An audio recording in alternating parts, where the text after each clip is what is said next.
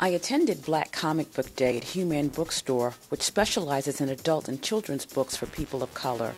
They recently unveiled a rack of comic books featuring characters written, created, and in many cases published by African Americans. Jerry Craft, the creator of the syndicated comic strip Mama's Boyz, co-founded the event with Turtel Onli to celebrate and make the works of African American artists more widely available to consumers. Craft explains how this day came about. I went out to Chicago a few years ago to see my buddy Turtel Onli, and he and I talked about it. So he physically sent me the rack, the rack of comics, and I assembled it. And then from there, it was just a matter of going through a bunch of buddies that I have seen and different peers and saying, listen, I'm putting together this rack of comics. From there, the books started coming in. And I had talked to Marva Allen here at Hue-Man, and she was really supportive. She's like, wow, Black Comic Book Day, that'd be great. I'd love to host it. Marva Allen, a partner in Hue-Man, tells why her store decided to devote floor space to the genre. So many of our young artists are overlooked, and they do work for Batman and Archie, and we don't even know that they're African American. And so I think it's just great to be able to showcase that and to highlight that. And I think this is where they should attach themselves, is anywhere. Bill Foster, a professor of English at Naugatuck Valley Community College and a noted comic book historian, explains the role of people of color throughout the history of comic books. The history of African Americans in comic books goes back to almost the beginning of comic books. Comic books did not really change until Superman comes out in 1938 and changes the nature of what we think about superheroes. But black characters had been present in comic strips and comic books up to that point.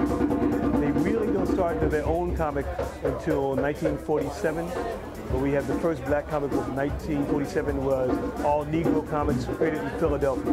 We have the first black superheroes in the 1960s. So we have about a 30-year gap between when comics really became very big and when black characters started coming to their own. But what does it mean to creators and publishers to have their work more widely available to readers? It means a lot, because that means we're being acknowledged and that people are seeking us out and wanting to know more and see more from us. And it really is, well, I wouldn't say an ego boost, but it really does make you feel good that people actually are reading your items and wanting to see even more of you. But with all the strides people of color are making, what do the artists and publishers themselves think about the state of the comic book industry? In the past, we were cowards and savages and comic foils, but now we are artists and doctors and lawyers and engineers and architects.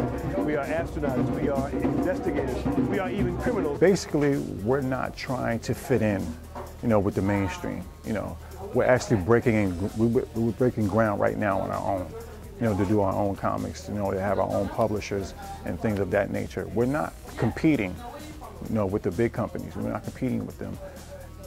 I wouldn't call it competition. I would actually call it, self-preservation for ourselves and for the people and for the comic book industry in general. For me, getting into comics, I wasn't thinking in terms of I'm a woman. I was just thinking, this is something that I want to do, this is something that I love. But as I got further and further into the industry, women are a microcosm in and of themselves, outside of race. So it's very rare when you see a woman that's black, white, Hispanic, any of those things. So that's another challenge, I would say. And why do they think it's important for African American children to have characters that look like them? I think it means a lot in the sense that we always see other nationalities and other races doing different things, leaps and bounds like Superman and, strong and powerful like Wonder Woman.